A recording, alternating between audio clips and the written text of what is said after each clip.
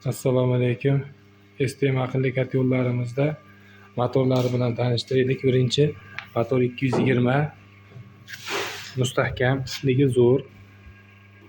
Ko'mir, tosh hammasini maydalaydi. Ventilyator 85 past qilib ishlatib qo'yganmiz.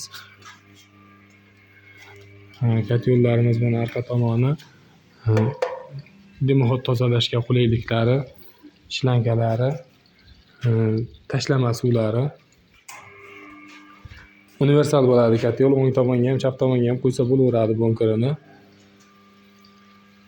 Qanaqa o'rnatiladi deganlarga mana o'rnatilish, ishga mana yoqishga tayyor. Mana bu obratkaga qo'yiladigan sirkulyatsion motorlari, rashletinli bak. Bu yopiq sistema uchun. Yopiq sistemada bemalol mana hozir bularda davleniyasi pastroq turibdi. Havo chiqarib suv to'ldirtirishyapti. 2 davleniya bemalol qo'ysanglar bo'ladi. Biz kat yo'lni 4 davleniyada tekshiruvdan o'tkazib qo'yganmiz. Lekin обязательно mana bittasida obratga olib chiqib ketsangiz, podacha olib chiqib ketsangiz, ikkinchisiga mana bunaqa gruppa zashta qo'yish kerak bo'ladi. Bu davleniyani qancha bar turganini, suvligini ko'rsatsa, bunisi havo chiqaradi. Bunisi qachondir bu yerda hozir elektron tizimda muammo tug'ilganida bu kat yo'lni sistemangizni himoya qiladigan shu 3 barlik suv qo'yib yuboradigan tashlamasi hisoblanadi. Dimoxodga metal turba yoki bo'lmasam stiklovatda o'ralganidan qo'ysangiz bo'ladi, azbest qo'ysangiz bo'ladi, bu farqi yo'q. Kat yo'lga aloqasi yo'q, lekin ekonom tomoniga bundan ko'ra o'sha stiklovatamni o'ralgan, shumka qilingan dimoxodli turbadan foydalansangiz bo'ladi. Uzunligi shu hovlingizdan ko'tarib qo'ysangiz 4 metr, 5 metr turba qo'yib qo'ysangiz bo'ldi. Hop, kat yo'lni ichlari mana qanaqa bo'ladi deganlarga 50 talik kat yo'l bu. Mana bu hali kuldonini tiqmadik. Kuldoni, kurechasi, oralarini tozalaydigan lapatka cho'tkalari bo'ladi. Bular bizda podarka qilib qo'shib beriladi.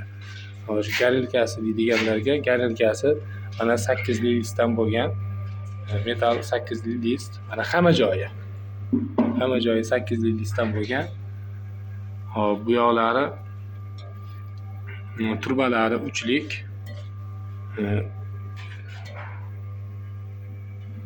3,5 li list ekan bu turbalari, 3,5 li list.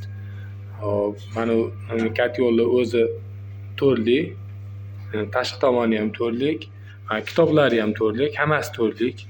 Buni ham endi 3,5 pilisovoy deb berishgan, endi 3,5 deb aytyapmiz. Bu kat yo'lni eshiklari ham hammasi 4 lik bo'ladi. 4 lik listdan foydalaning hammasiga. Yopilishlari qo'l kuymaydigan qilib, udobniy qilib, rezina qoplamalari bilan qoplangan ruchkalar. Yo'llarida azbestli zashtalari bor. Mana umuman havo tutun chiqartirmaydi. Miyasiga keladigan bo'lsak, bu auto reversli miya. Wi-Fi'li emas, faqat Wi-Fi yo'q. Wi-Fi'li desalang, Wi-Fi'lisini ham qo'yib beramiz. Bu miyamizda oldiga orqaga qilish, bu avtomatik ham bor, ruchnoy ham bor. Bu ventilyatorimiz havosini kuchaytirib pastlatadigan. Bunisi temperaturli datchik, bu timer, voltmetr, mana 215 nokta ishlab turibdi hozir. Bularda hozir katta stabilizator qo'yamiz deyishganligi uchun stabilizatorga ulangani yo'q.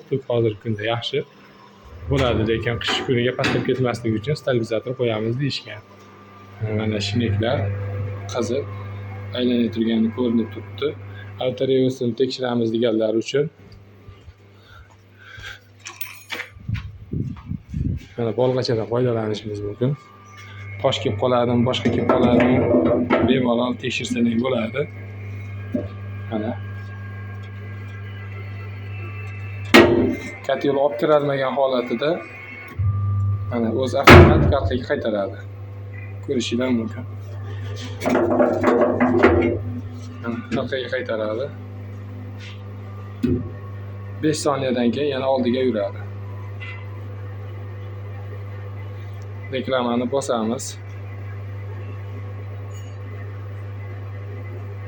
Tekshiruvlardan o'tkazib qo'ydik. Bir hafta ishxonamizda ishlatib tekshiruvdan o'tkazganmiz.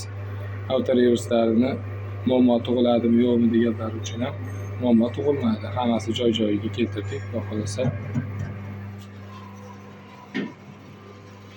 Mana motor kichkina ekan deydiganlar ham bo'ladi. Motor kichkina emas, motor katta motordan yaxshi mustahkam baquvvat motor bu.